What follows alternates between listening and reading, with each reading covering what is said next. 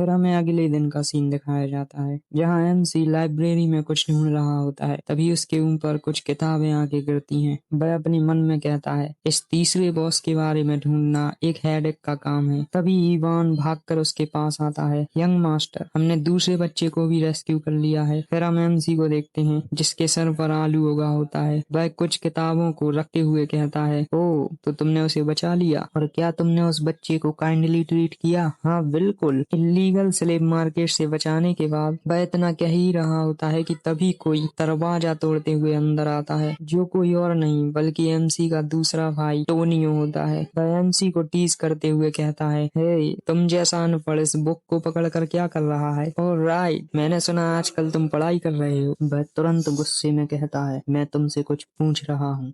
MC मन में कहता है, ये कितना एनोइंग है, पता नहीं ओरिजिनल एलन इसे कैसे झेलता था। मुझे तो इसे मारने का मन कर रहा है, लेकिन अब क्या कर सकते हैं। और उसके सामने झुकते हुए कहता है, मुझे लगता है आपको लाइब्रेरी में कोई काम है, इसलिए मैं जा रहा हूँ। लेकिन वह उसके सर पर पैर रखकर कहता है, तो तुझे अपनी जगह पता है? हाँ। तभी उसके चेहरे के बगल से कोई चीज तेजी से गुजरती है, जो कि एक चाकू थी। तभी कोई चिल्लाते हुए कहता है, तुम कीड़े कितने नॉइजी हो, मैं सुबह सुबह कोई ब्लड देखना नहीं चाहता, इसलिए भाग जाओ यहाँ से। जो एमसी का बड़ा भाई होता है, लियो प्लाटियो, फिर उसके दोनों भाई आपस में बहस करने लगते हैं और फिर एक दूसरे से लड़ने लगते हैं, और हमारा एमसी चुपके से वहां से निकलने लगता है। वह मन में कहता है, प्लाटियो काउंटी बहुत जल्दी ही गेम से गायब हो जाती है। फिर गेम की स्क्रीन दिखाई जाती है, लेकिन उनका पावर तो जितना मैंने सोचा था उससे भी ज्यादा है। बेसिकली ये दोनों कमीने भाई फैमिली हेड पोजीशन के लिए हमेशा लड़ते रहते हैं, और मैं अपनी स्वीट लाइफ के लिए इन दोनों से पंगा नहीं ले सकता। हम देखते हैं एमसी घुटनों के बल वहां से बाहर निकल जाता है, लेकिन वो दोनों अब भी आपस में लड़े जा रहे थे, और हमारा एमसी बाहर आकर सोफे पर पड़ा होता है। इवान उसे फिर से बताता है कि दूसरा बच्चा भी ऑर्डिनरी नहीं था। एमसी वहीं लुढ़कते हुए कहता है, इवान एमसी की इन हरकतों को देखकर मन में सोचता है, मुझे विश्वास नहीं हो रहा कि किसी ऐसे बंदे ने एक इल्लीगल स्लेव मार्केट और सीक्रेट बायो एक्सपेरिमेंट के बारे में पता लगाया। और तो और वो दोनों अलग अलग जगहों पर थे। हालांकि एमसी उसकी बातों पर ज्यादा ध्यान नहीं दे रहा होता, क्योंकि वह थका हुआ था। फिर वह अपने सर पर हाथ रखते हुए सोचता है, क्या अभी उसने ये कहा कि दूसरा लड़का भी ऑर्डिनरी नहीं है? हाँ, वो ऑर्डिनरी नहीं है, इसी के साथ साथ वह एक डिजास्टर लेवल का है। फिर वह और आगे बताने लगता है, इस यूनाइटेड किंगडम के अंदर, जिसमें बहुत सारे नेशंस आते हैं, एक सेंट्रल नेशन है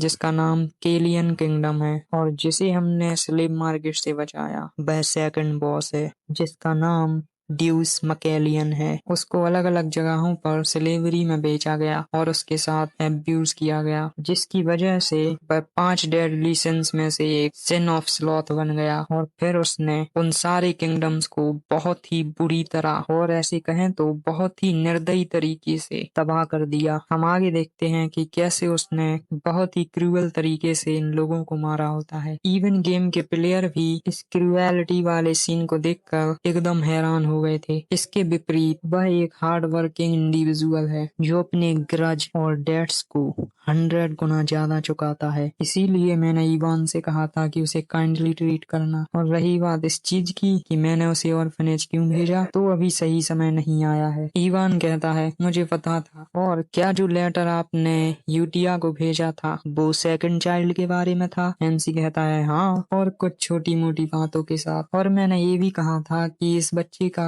ख्याल रखना जो मैं तुम्हारे पास भेज रहा हूँ। और फिर हमें ऑर्फनेज का सीन दिखाया जाता है जहाँ वही लड़का अकेला खड़ा होता है और बाकी बच्चे खेल रहे होते हैं। तभी उसके पास कोई चल कर आने लगता है और उससे कहता है, तुम पूरी तरह टूट गए हो, है ना? और मुझे पता है कि ये स्कार तुम्हारी बॉडी पर किसने दिए हैं। यह ब्लैक गोट था, है ना? लेकिन फिर भी द ग्रेट मून ने तुम्हें चुना है, कॉन्ग्रेचुलेशन। और फिर हम देखते हैं ये कोई बताने वाला कोई और नहीं बल्कि यूटिया थी। अब जो पावर तुम्हें मिली है उसे फील करो और अपने पोटेंशियल को रिलीज करो। और ये सब कहते हुए वह खुद भी वही कर रही होती है। और अगर तुम लॉयल रहोगे और उनके ऑर्डर को फॉलो करोगे तो तुम अपना रिवेंज जरूर ले पाओगे। इन सब को सुनकर वह भी अपना पावर रिलीज करने लगता है और यूटिया को हमारे एनसी का लेटर हाथ में लिए हुए दिखाया जाता है। वह उसको देखते हुए कहती है, अब मैं ग्रीटिंग के साथ उन्हें अपना पहला रिप्लाई भेजूंगी। और फिर उस लेटर को दिखाया जाता है, आप चाहें तो पढ़ सकते हैं। और फिर अगले दिन एनसी का घर दिखाया जाता है, जहाँ एनसी लाइब्रेरी में थर्ड बॉस के बारे में कुछ ढूंढ रहा होता है। तभी इवान चिल्लाते हुए दरवाजा तेजी से खोलते हुए अंदर आता है। यंग मास्टर, एक बड़ी दिक्कत आ गई है। वो स्कम, मेरा मतलब है आपका दूसरा भाई मर चुका है। एमसी से सुनकर चौंक जाता है, क्या वो स्कम मर गया? और फिर उसके फ्यूनरल का सीन दिखाया जाता है, जहाँ सभी लोग एक साथ खड़े हुए थे। वहीं उसके फादर को दिखाया जाता है, जो 2 लड़कियों के साथ बैठा होता है, जो कहता है ये कितना बोरिंग है, ये कब खत्म होगा यार। हमारा एमसी उसको देखते हुए सोचता है, मैं जानता हूँ कि ये फैमिली पूरी पागल है, लेकिन कम ऑन, अपने सन के फ्यूनरल में वुमेन और ड्रग कौन लाता है? एनीवे, मैंने नहीं सोचा था कि टोनियो इतनी जल्दी मर जाएगा, वो भी एक एक्सीडेंट से। और जो मुझे याद है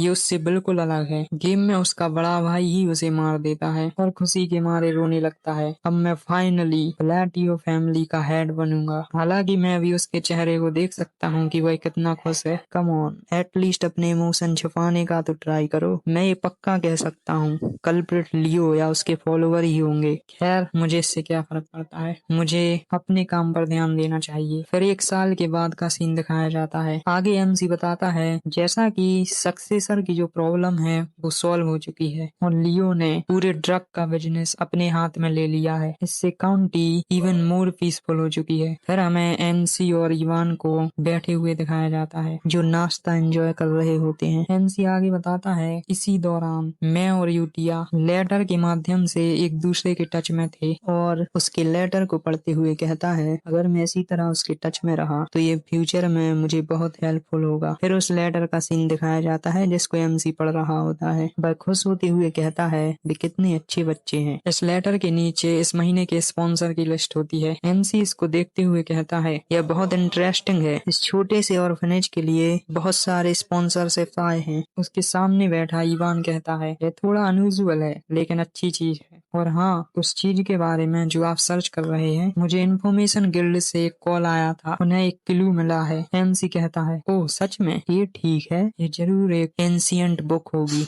जो थर्ड बॉस के बारे में है। फाइनली अब मैं उसे भी फाइंड कर लूंगा। सब कुछ बढ़िया चल रहा है, कितनी पीसफुल इवनिंग है। तभी दूसरी तरफ ड्रग डिस्ट्रीब्यूशन साइट मार्गट का सीन दिखाया जाता है। तभी 2 बंदे बाहर आते हुए कहते हैं, प्लाटियो फैमिली का सबसे बड़ा बेटा कितना जेनरस है। उनमें से पीले बालों वाला लड़का कहता है, हाँ, अब हमारी ऑर्गेनाइजेशन में 100 से भी ज्यादा मेंबर हो चुके हैं, बस थोड़ा और। तभी उन दोनों के सामने का सीन दिखाया जाता है, जहाँ बहुत सारे बंदे मरे पड़े हुए हैं। फिर अचानक से वे बंदे जो उन दोनों के साथ आए थे, उनको कुछ होने लगता है। उन सब के हाथ अपने आप मूव करने लगते हैं। वो लोग चौंक जाते हैं और कहते हैं, नहीं, ये क्या हो रहा है? हमारे हाथ अपने आप मूव हो रहे हैं, कोई मदद करो। तभी उस पीले बालों वाले बंदे का साथी अपने आप को कंट्रोल नहीं कर पाता और अपनी तलवार को खुद के ही गले में घुसा देता है और वो बाकी के बंदे भी यही करते हैं। चारों तरफ केवल चिल्लाने की आवाज आती है। तभी वहाँ यूटिया आते हुए कहती है, आज के पपेट शो में मुझे बहुत मजा आया। और हम देखते हैं ये सब करने वाला कोई और नहीं बल्कि ड्यूस होता है, जिसने सभी को अपनी एबिलिटी से कठपुतलियों की तरह कंट्रोल किया था। वो यूटिया से पूछता है, क्या ये सब करने का कोई पॉइंट है? यूटिया कहती है, क्या तुम्हें उन पर दया आ रही है? वो कहता है, नहीं, वो वैसे भी ड्रग बनाने वाले लोग हैं। मैं तो बस ये सोच रहा था, क्या इसका मेरे रिवेंज से कोई लेना देना है या नहीं? फिर यूटिया उससे कहती है, हाँ जरूर है, क्योंकि ये एक फाउंडेशन है उनके ग्लोरियस रिटर्न की। और हाँ, ये हमारे एमसी की ही बात कर रही होती है। हम ऐसी अनवर्दी जगह पर उनका वेलकम नहीं कर सकते। ड्यूस कहता है, ठीक है, मैं समझ गया। फिर वो दोनों बहुत तेजी से वहाँ से जाने लगते हैं। फिर वो आसमान में उड़ने लगते हैं। यूटिया कहती है, सब कुछ उन्हीं के प्लान के अनुसार हो रहा है। और उसी जगह पर बहुत तेज धमाका होता है। हम ब्लू मून की स्वॉर्ड हैं। ये कहते हुए वो दोनों तेजी से वहां से चले जाते हैं। फिर हम उसी जगह का सीन देखते हैं जो पूरी तरह से तहस नहस हो गई होती है और वहीं पर एक सिंबल जैसा कुछ बना होता है जो मून की तरह लग रहा होता है।